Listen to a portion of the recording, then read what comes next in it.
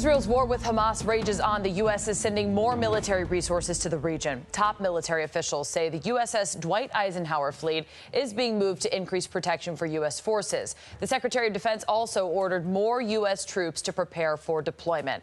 Israel is increasing its airstrikes in Gaza ahead of an expected ground offensive. 7's Kim Lucy live in the newsroom this morning with all of the details.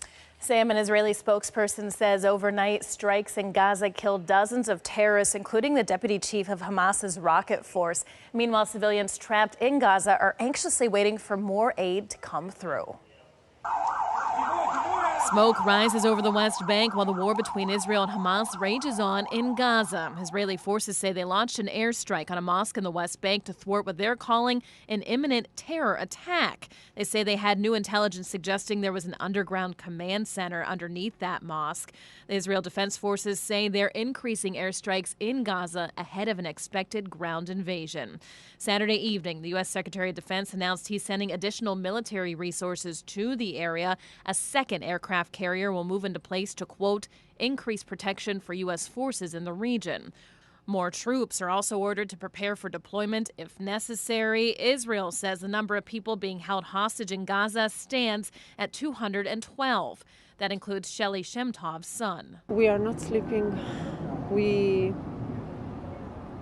are not eating.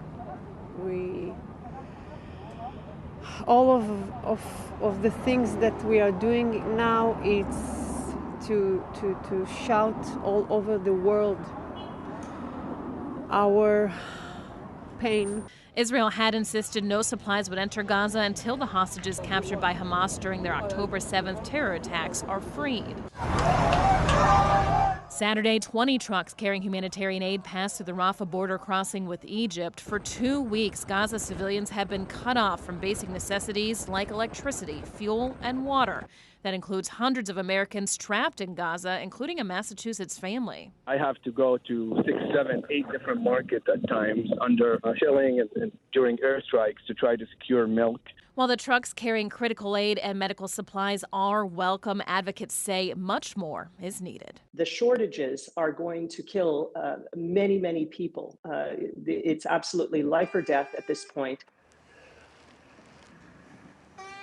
And we are going to hear more from that Massachusetts family in our next half hour. Aid trucks, additional ones, they are expected to move through the border crossing into Gaza tomorrow.